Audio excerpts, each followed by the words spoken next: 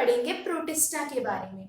Protista क्या है हमारे पास में, जितने भी यूनिसेलुलर यूकेरियोटिक ऑर्गेनिज्म होते हैं वो सारे के सारे किस कैटेगरी के अंदर आते हैं, प्रोटिस्टा के अंदर।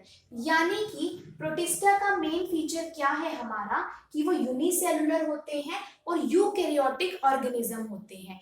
यूकेरियोटिक से मतलब क्या है कि उनके पास में क्या होगा, well developed nuclear envelope present होगा। प्रोकैरियोट और यूकैरियोट में मेन डिफरेंस हम क्या बोलते हैं, एक तो जो प्रोकैरियोट होते हैं उनके अंदर जो न्यूक्लियस होता है वो वेल डिफाइंड नहीं होता, लेकिन यूकैरियोट के अंदर जो न्यूक्लियस होता है वो हमारा क्या होता है, वेल डिफाइंड होता है और उसके ऊपर न्यूक्लियर मेम्ब्रेन भी प्रेजेंट होती है। दूसरा, प्रोकैरियोट के अंदर हमारे पास में जो ऑर्गेनालीज होती हैं वो फुल्ली डेवलप्ड नहीं होती, जबकि यूकैरियोटिक ऑर्गेनिज्म के अंदर जैसे हमारी ऑर्गेनालीज हो गई, लाइक माइटोकॉन्ड्रिया हो गया आपका, गोल्जी बॉडीज वगैरह हो गई, ये सब क्या होती हैं आपकी डेवलप्ड फॉर्म के अंदर होती हैं। ठीक है, ये तो हम पहले सेल वाले चैप्टर के अंदर बेसिक से अलग से करेंगे। तो अब हम पढ़ेंगे कि इस प्रोटिस्टा के अंदर आपके आते कौन कौन से ऑर्गेनिजम्स हैं। तो प्रोटिस्टा के अंदर अभी हम 3 ऑर्गेनिजम्स के बारे में पढ़ेंगे, जिसमें से पहले हैं आपके यूग्लिनॉइड्स, दूसरे हैं आपके क्राइसोफाइट्स एंड तीसरे हैं आपके डायनोफ्लैजिलेट्स। यानी कि हम तीन कैटेगरीज के बारे में पढ़ने वाले हैं। यूग्लिनॉइड्स के अंदर आपका एक ऑर्गेनिज्म आता है जिसका नाम होता है यूग्लिना।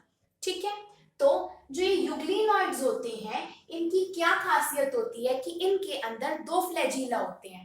अब है क्या, ये सारे के सारे ऑर्गेनिज्म है तो इनकी कुछ खासियत होगी। जैसे हमारी क्या होती है, 2 कान होते हैं, 2 आंख होती है, 1 नाक होती है। इसी तरीके से इनके भी क्या होते हैं, कुछ इंपॉर्टेंट फीचर होते हैं। जैसे हमें क्या चाहिए होता है, हमें ग्लूकोज चाहिए होता है। हमारी बॉडी के अंदर फूड किस फॉर्म में स्टोर होता है, ग्लूकोज की फॉर्म में। ग्लूकोज से हम एनर्जी बनती है हमारी बॉडी में। ठीक वैसे ही इन्होंने बोला कि जो यूग्लिनॉइड्स होते हैं इनके अंदर 2 फ्लैजिला प्रेजेंट होते हैं। अब फ्लैजिला का काम क्या होता है, तो इनकी बॉडी की जो मूवमेंट कराते हैं वो कराते हैं फ्लैजिला। कुछ इस तरीके का होता है हमारे पास में। मान लिया ये आपका कोई ऑर्गेनिज्म हो गया, तो उसके पास ऐसे थ्रेड लाइक ये स्ट्रक्चर्स होते हैं जो इसकी मूवमेंट के अंदर हेल्प करते हैं, इसको हम बोलते हैं फ्लैजिला। जो ये ऐसे 2 धागे से दिख रहे हैं ये है हमारे पास में फ्लैजिला। तो इन्होंने बोला यूग्लिनॉइड के पास में 2 फ्लैजिला होते हैं और वो अनइक्वल होते हैं, यानी कि एक फ्लैजिला आपका बड़ा होगा और एक फ्लैजिला आपका छोटा होगा। ये इसका मेन कैरेक्टरिस्टिक फीचर हो गया।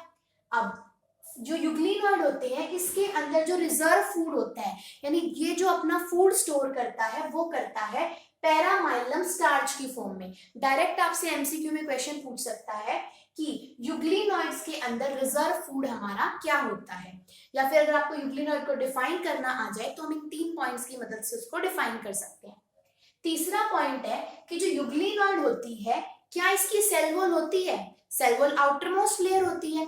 तो यूग्लिनॉइड्स के अंदर सेल वॉल तो नहीं होती, पर उसकी जगह पर पेलिकल नाम की एक आउटर लेयर होती है। ठीक है, यहां तक की बात, पेलिकल नाम की क्या होती है, आउटर लेयर होती है सेल वॉल की जगह। ठीक है हमारे पास में, तो यूग्लिनॉइड्स का हमारे यही इंपॉर्टेंट 3 फीचर्स हैं। और दूसरा ये क्या है, हमारा एक यूनिसेलुलर यूकैरियोट है जो हमारा किसके अंदर आता है, प्रोटिस्टा के अंदर आता है। ठीक है, हम पढ़ते हैं ना मोनरा, प्रोटिस्टा, फंजाई, इस तरीके से। तो ये बोलता है, नेक्स्ट है हमारे पास में क्राइसोफाइट्स। तो क्राइसोफाइट्स के अंदर यहाँ पर हम 2 ऑर्गेनिजम्स की बात करेंगे। पहला है डायएटम और दूसरा है डिस्मिड्स। ठीक, तो इन डाई एटम्स को कहा जाता है chief producer of the ocean.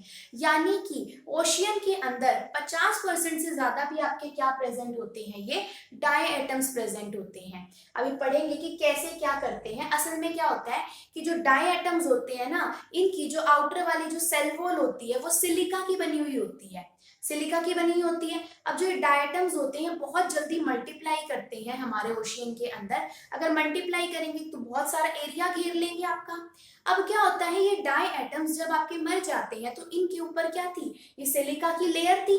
तो ये सिलिका की लेयर क्या होती है, बहुत ज्यादा हार्ड होती है, यानी कि इनडिस्ट्रक्टेबल होती है, बहुत ज्यादा हार्ड सब्सटेंस बनाती है। अगर ये बहुत सारे आपके मिलियंस के अंदर डिपॉजिट होते चले जाएंगे तो एक तरीके से एक चट्टान टाइप की बन जाएगी हमारे पास में। तो डाई एटम्स का एक इंपॉर्टेंट फीचर यही भी होता है कि ये आपके पास में डाई एटमियस अर्थ बनाते हैं। डाई एटमियस अर्थ क्यों बोला? क्योंकि जब उन्होंने एक चट्टान सी बना दी, यानी कि क्या बन गया, एक तरीके का एक चट्टान सी क्या होगी, एक रहने की जगह सी होगी, ठीक है। यानी आपको क्या दिखाई देंगे, समुद्र के बीच में कुछ चट्टानें बनाई दिखाई दे सकती हैं, जो क्या होती हैं, असल में डाई एटम्स होती हैं। उनके मरने के बाद में जो उनकी आउटर लेयर होती है वो वहां पर डिपोजिट होती चली जाती है, और सिलिका एक हार्ड मटेरियल है, तो क्या बना देगा, एक पूरा चट्टान सी बन जाएगी, जिससे हमारे फॉसिल्स बनते हैं। ठीक है, यहाँ तक की बात। इसीलिए इनको क्या बोला जाता है, चीफ प्रोड्यूसर्स ऑफ द आपके ओशियन। या फिर क्या क्वेश्चन आएगा कि डाई एटमियस अर्थ कौन बनाते हैं, हमारे कौन बनाते हैं, डाई एटम्स बनाते हैं। ठीक है, उसके बाद में डाई एटमियस अर्थ ऐसे लिखा होता है, डाई एटमियस अर्थ का फॉर्मेशन कौन करता है, डाई एटम्स। क्यों करते हैं वो भी हमें पता चल गया, क्योंकि सिलिका एक बहुत ज्यादा हार्ड और इंडिस्ट्रक्टेबल मटेरियल बनाती है। ठीक, उसके बाद ये पूछेगा कि जो डाई एटम्स, अच्छा चीफ प्रोड्यूसर्स ऑफ ओशियन हो गए।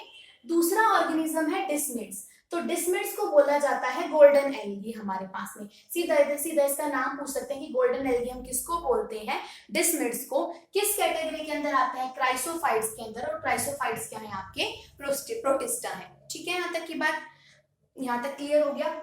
उसके बाद में बोलता है अगर हम स्पेशल डायटम को पढ़े तो डायटम के पास में कोई भी फ्लैजिला नहीं होते, यानी कि डायटम आपके फ्लैजिला की मदद से मूवमेंट को नहीं करते, कोई फ्लैजिला नहीं है इनके पास में मूवमेंट कराने के लिए। फिर इनके अंदर कौन सा रिजर्व फूड होता है आपके पास में, तो इनके अंदर क्राइसोलैमिनेरिन और ल्यूकोसिन नाम का रिजर्व फूड होता है। कौन सा, क्राइसोलैमिनेरिन और ल्यूकोसिन नाम का क्या होता है इनके अंदर, रिजर्व फूड। सेल वॉल मैंने अभी बताई कि इनकी किसकी बनी हुई होती है, फिर आउटर लेयर किसकी बनी होती है, सिलिका की। ठीक, उसके बाद में थर्ड कैटेगरी आती है हमारी डाइनोफ्लैजिलेट्स की। तो डाइनोफ्लैजिलेट की क्या खासियत होती है कि इनको हम फायर एल्गी बोलते हैं। डाइनोफ्लैजिलेट का कॉमन नाम हमारा क्या हो जाएगा, फायर एल्गी। ठीक है, तो जो आपके डाइनोफ्लैजिलेट होते हैं इसके बारे में पढ़ेंगे। डाइनोफ्लैजिलेट के अंदर दो डिफरेंट फ्लैजिला होते हैं, यानी इसके अंदर दो अलग अलग टाइप के फ्लैजिला प्रेजेंट होते हैं।